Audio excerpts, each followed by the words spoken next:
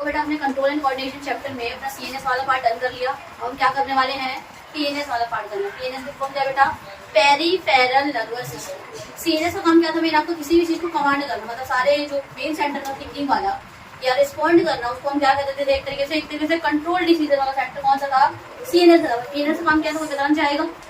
सारे मैसेजेस को लेना, सारे अलग अलग बॉडी पार्ट से मैसेजेस को लेके आना कहाँ तक, ब्रेन तक, और जो भी ब्रेन ने डिसीजन को क्या करना, वापस उस टारगेट ऑर्गन तक पहुंचा देना। ऐसे कुछ था ना। तो पीएनएस का काम क्या है, एक तरीके से लिंक ही तो है, सारे मैसेजेस आ रहे और सारे मैसेजेस वापस चले जा रहे, जो भी ब्रेन ने सिग्नल देता। मैंने आपको बोला था पीएनएस को पहले दो पार्ट में बांटा गया था बेटा, एसएनएस और ईएनएस, ऑटोनॉमिक नर्वस सिस्टम और सोमैटिक नर्वस सिस्टम। तो पहले इनके बारे में जानते हैं। ये सारे ना इनवॉलंटरी एक्शन को कंट्रोल करता है। ये किसको करता है, इनवॉलंटरी एक्शन को। इनवॉलंटरी एक्शन जैसे कि ब्रीथिंग, डाइजेशन, कार्डियक साइकिल, ये सारी।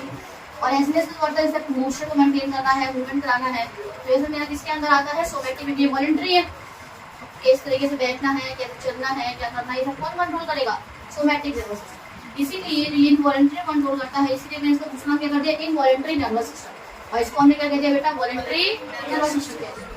एसएनएस, अब इसके दो टाइप है, एसएनएस और पीएनएस, सिंपैथिक नर्वस सिस्टम और पैरासिम्पैथिक नर्वस सिस्टम। अब ना इसके अंदर क्रेनियल और स्पाइनल नर्व्स आ जाती है। क्या जाती है इसके अंदर, क्रेनियल नर्व्स, मतलब वो नर्व जो ब्रेन से ओरिजिनेट करते हैं तरीके से। और स्पाइनल नर्व्स क्या, जो स्पाइनल कॉर्ड के आसपास पाई जाती है। वो नर्व जो ब्रेन स्पाइनल कॉर्ड के आसपास होगी, मतलब स्पाइनल कॉर्ड से ओरिजिनेट कर रही है, उसे हम क्या बोलेंगे, स्पाइनल नर्व्स। वो नर्व जो ब्रेन से ओरिजिनेट करेंगे उसे हम क्या बोलते हैं, क्रेनियल। ये टोटल 61 पेयर होती है। ये टोटल कितनी है, 31 पेयर है। नहीं करना है डिटेलिंग कितने पेयर है, कोई दिक्कत नहीं, बस इतना याद रखो, इसके अंदर एक पेयर नाउ बताइए, उसके अंदर दो पार्ट आते हैं, सिंपैथिक नर्वस सिस्टम और पैरासिम्पैथिक। मैंने बताया था आपको, पैरासिम्पैथिक आता है नॉर्मल कंडीशन में, सिंपैथिक कब आता है बेटा, इमरजेंसी कंडीशन। इसको याद करने का तरीका है, पी से रहो, पड़े रहते हैं नॉर्मल। हम क्या करते हैं, नॉर्मल कंडीशन में आराम से लेटे रहते हैं, तो पड़े रहते हैं नॉर्मल कंडीशन में। तो पैरासिम्पैथिक मतलब नॉर्मल कंडीशन है। इसको याद करने का तरीका है, पड़े रहते हैं नॉर्मल कंडीशन में। और बाकी जो बचा हुआ है दूसरा किसके लिए हो जाएगा, इमरजेंसी कंडीशन के लिए हो जाएगा।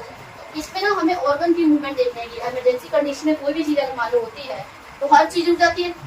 एकदम से जब पेपर बैठे हैं तो एकदम से क्या होता है, मेरा मुंह सूखने लग जाता है, सबका सूखता होगा ऐसा, मतलब सलाइवा क्या कर रहा है, रुक जा, नहीं करना। तो जो भी फॉर्म कंपा हुआ है ना, वो इनहिबिट कर जाएगा। क्या कर जाएगा बेटा, इनहिबिट या रिलैक्स कर जाएगा। समझ गए मेरी बात। भूख नहीं लगती है ना, भूख ना लगना, ठीक है।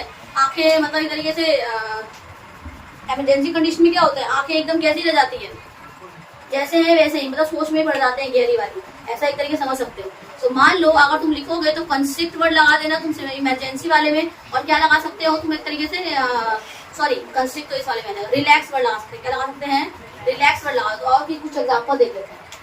नॉर्मल कंडीशन में प्यूपिल क्या कर जाता है, कंस्ट्रिक्ट कर जाएगा नॉर्मली। इसमें क्या कर जाएगा, स्टिमुलेट सलाइवेशन, सलाइवा निकल जाता है। पर जब इमरजेंसी कंडीशन में होता है तो मान लो पेपर में बैठे हो तो उसमें सलाइवेशन का सलाइवा निकलती है, नहीं निकलती, और गला पूरा पूरी तरह क्या होता है, सूखने लग जाता है, होता है ऐसा। तो इसमें सलाइवेशन निकलेगी और इसमें सलाइवा नहीं निकलेगा। इसमें देखो एयरवेज को कंस्ट्रिक्ट कर देंगे, रास्ता कंस्ट्रिक्ट करेगा, नॉर्मल कंडीशन में सांस ले रहे हैं, लेकिन जब बोलते हैं तो क्या हो जाता है, रेस्ट्रिक्ट हो जाता है। ये चीज मतलब ये नॉर्मल एयर पाथवे का ऐसा होना, कंस्ट्रिक्शन, और वापस उस कंडीशन में आना तो हम क्या कर देंगे, एयरवेज रेस्ट्रिक्ट करिए, या तो कंस्ट्रिक्ट हो गया तो रिलैक्स हो सकता है, रेस्ट्रिक्ट नहीं होना तो रिलैक्स हो गया, ठीक है। स्टमक की एक्टिविटीज भी स्टिमुलेट कर जाती है, लेकिन इस वाले में नहीं करती है, मतलब इनहिबिट कर जाएगी। क्या भूख लगती है आपको इमरजेंसी कंडीशन में, तो नॉर्मल कंडीशन में तो भूख लगती है, खूब खाते हैं, जितना मन करता है उतना खाते हैं ना, लेकिन जैसे इमरजेंसी कंडीशन आती है स्टमक की एक्टिविटी भी क्या कर जाती है, रुक जाती है, इसलिए भूख वगैरह नहीं लगती है, ठीक है। तो वही इनहिबिट हो जाएगा।